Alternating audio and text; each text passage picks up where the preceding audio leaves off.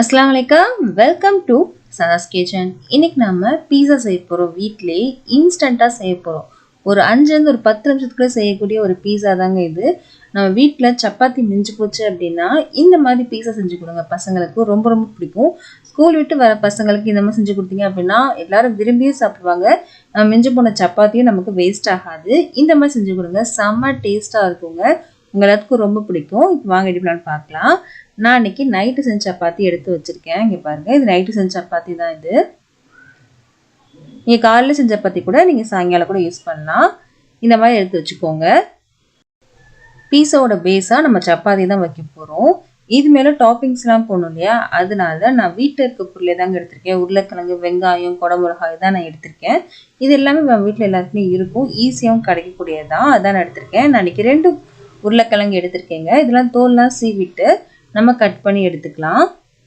நீங்க உருளைக்கிழங்கு சேர்க்கறதும் சேர்க்காம இருக்கிறது உங்க விருப்பம் தான் ஆனா உருளைக்கிழங்கு சேர்த்தனா ரொம்ப ரொம்ப டேஸ்டா இருக்கும் நான் கட் பண்ணி எடுத்து வச்சிருக்கேன் பாருங்க ரஃபா தான் கட் பண்ணிருக்கேன் இப்போ அடுப்புல ஒரு pan வச்சிருக்கேன் இதுல எண்ணெய் சேர்த்திருக்கேங்க ஒரு 2 டேபிள்ஸ்பூன் அளவுக்கு எண்ணெய் சேர்த்திருக்கேன் இதுல நம்ம கட் பண்ண உருளைக்கிழங்கு இருக்கு இல்லையா அதை நம்ம சேர்த்துக்கலாம் இதுல உப்பு எதுவும் இப்ப சேர்க்க வேண்டாம் இதை நம்ம ரோஸ்ட் பண்ண போறோம் நம்ம உருளைக்கிழங்கு வறுவல் செய்வோம்ல அதான் நான் செய்றேன் உப்பு எதுவுமே நான் சேர்க்க போறது கிடையாது காரம் எதுவுமே சேர்க்க போறது கிடையாது இது அப்படியே இந்த எண்ணெயில நல்லா ரோஸ்ட் ஆகட்டும் நம்ம லாஸ்ட்ல வந்து நம்ம உப்பு சேர்த்துக்கலாம் இப்போ நல்லா ரோஸ்ட் ஆயிடுச்சு இது தனியாக எடுத்து வச்சுக்கலாம் இந்த அளவுக்கு நல்லா கிறிஸ்ப் ஆகணும் அப்பதான் நல்லா இருக்கும்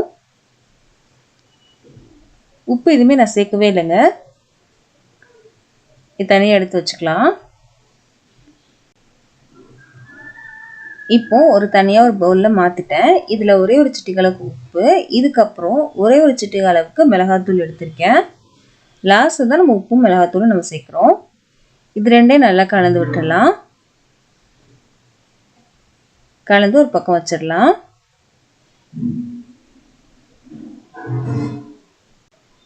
பீஸால ஆலிவ்ஸ்லாம் சேர்ப்பாங்க இல்லையா நம்ம ஆலிவ்ஸ் வந்து எல்லார்ட்டையும் இருக்குன்னு சொல்ல முடியாது நம்ம வந்து ஆலிவ்ஸ் பதில் உருளைக்கிழங்கு சேர்க்கிறோம் இதுக்கப்புறம் நம்ம செஞ்ச சப்பாத்தி இருக்கு இல்லையா அதை வந்து இந்த மாதிரி ஃபோக் வச்சு இந்த மாதிரி ஓட்டு போட்டுக்கலாம் இது நம்ம பொரிக்க போறோம் பொரிக்கும் போது பூரி மாதிரி உப்பி வரக்கூடாது அப்படின்றதுக்காக அந்த மாதிரி 2 பக்கமும் இந்த மாதிரி நம்ம ஓட்டு போட்டுக்கலாம் நமக்கு சப்பாத்தி வந்து கிறிஸ்பா தான் தேவை பூரி மாதிரி நமக்கு உப்பிட்டு வரக்கூடாது அதனால அந்த மாதிரி எல்லா பக்கமும் ஓட்டு போட்டுக்கிறோம்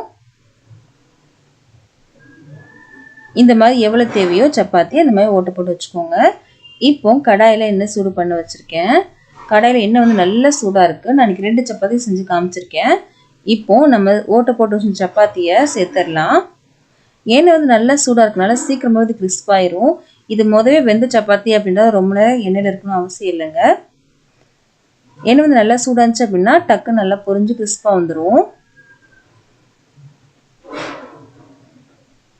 நல்லா கிறிஸ்ப் ஆயிடுச்சு நமக்கு உப்பிட்டு வரவே இல்லை பாருங்க இது தனியாக எடுத்து வச்சிடலாம் இப்போ இந்த சப்பாத்தி மேலே நான் அன்னைக்கு டொமேட்டோ கெச்சப் இருக்கு இல்லையா அது எவ்வளோ தேவையோ அது வந்து தடவிக்கிறேன் உங்கள்கிட்ட பீஸா சாஸ் இருந்துச்சு அப்படின்னா அதை கூட நீங்கள் தடவிக்கலாம் உங்கள்கிட்ட ரெட் சில்லி சாஸும் டொமேட்டோ கெச்சப் இருந்துச்சு அப்படின்னா 2 சேர்த்து நல்லா கலந்துட்டு இதில் தடவிக்கலாம் அப்போ உங்களுக்கு இன்ஸ்டண்ட்டாக பீஸா சாஸ் கிடச்சிரும்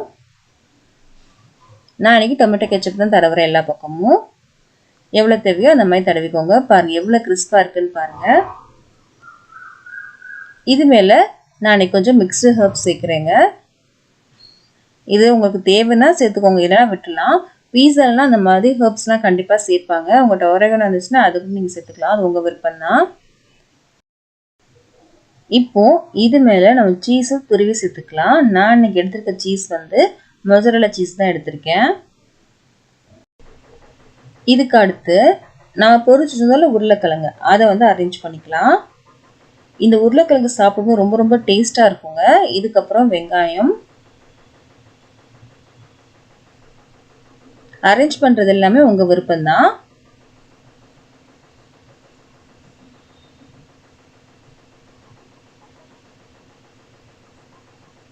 வெங்காயம் வச்சுட்டேன் இதுக்கப்புறம் குடமிளகாய் இருக்கு இல்லையா அதை வந்து கட் பண்ணி எடுத்திருக்கேன் நான் அன்னைக்கு கிரீன் கலர் குடமிளகா எடுத்திருக்கேன் உங்களுக்கு கலர்ஃபுல்லான குடமிளகா இருந்துச்சு அப்படின்னா அது கூட நீங்கள் அரேஞ்ச் பண்ணிக்கலாம் பார்க்க ரொம்ப ரொம்ப அழகாக இருக்கும் இதுக்கப்புறம் தக்காளி நான் இன்னைக்கு எடுத்திருக்க சப்பாத்தி பார்த்தா ரொம்ப சின்ன சப்பாத்தி தான் நீங்கள் பெரிய பெரிய சப்பாத்தி எடுத்துனா கூட நல்லா இருக்கும். பார்க்க ரொம்ப சூப்பராகவும் இருக்கும். இது வந்து ஒரே ஆள் சாப்பிட்ற மாதிரி இருக்கும். இதுக்கு மேலே கொஞ்சமாக டொமேட்டோ கெச்சப், அதுக்கப்புறம் ஹெர்ப்ஸ், இதுக்கப்புறம் சீஸை எவ்வளோ வேணுமோ நீங்கள் துருவி எடுத்துக்கோங்க.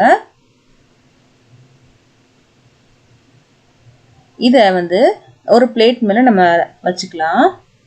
இதுக்கப்புறம் கடாயில் ஒரு 5 நிமிஷத்துக்கு முன்னாடியே நான் கடாயை ப்ரீஹீட் பண்ணி எடுத்துட்டேங்க. கடாய் வந்து நல்லா சூடாகவே இருக்குது. உங்களுக்கு பார்க்கும்போது தெரியும் நல்லா சூடாக இருக்கு கடாய். இப்போது நம்ம செஞ்சுருக்கிற பிளேட் அதை இதில் வச்சிடலாம். வச்சுட்டு அடுப்பு வந்து சிம் பண்ணிடலாம். சிம் பண்ணிட்டு மூடிடலாம். நம்ம சேர்த்துருக்க சப்பாத்தி, உருளைக்கிழங்கு எல்லாமே வெந்தது தான். அதனால சீஸ் மட்டும் உருகினாலே நமக்கு போதும். அதனால ஒரு 3 நிமிஷம் வரைக்கும் சிம்லேயே இருக்கட்டும். சீஸ் வந்து உருகினதுக்கப்புறம் எடுத்துடலாம். இங்கே பாருங்க, சீஸ் நல்லா உருகிருச்சு. எடுத்துடலாம். நம்ம இதை பாருங்க, பார்க்கும்போது எவ்வளோ கலர்ஃபுல்லாக இருக்குன்னு நீங்களே பாருங்க. அப்படியே சாப்பிடும்போது ரொம்ப ரொம்ப சூப்பராக இருக்கும். நம்ம சேர்த்து சப்பாத்தி நல்லா கிறிஸ்பாகவும் இருக்கும். அப்படியே சூடாக சாப்பிடும்போது செம்ம டேஸ்ட்டாக இருக்குங்க. நம்ம கடையில் கிடைக்கிற வீட் தின் கிறிஸ்ப் பீஸா இருக்கு இல்லையா, அது சாப்பிட்டவங்க எல்லாத்துக்கும் இது ரொம்ப பிடிக்கும். இன்னொரு சப்பாத்தி நம்ம செஞ்சுட்டேன். இதே நம்ம மூடி வச்சிடலாம். அவ்வளோதாங்க, சூப்பரான இன்ஸ்டண்ட்டான ஒரு பீஸா நம்ம ரெடி பண்ணியிருக்கோம். செம்ம டேஸ்ட்டாக இருக்கும். பசங்களுக்கு ரொம்ப ரொம்ப பிடிக்கும். கண்டிப்பாக நீங்கள் செஞ்சு பாருங்கள், உங்களுக்கு ரொம்ப பிடிக்கும்.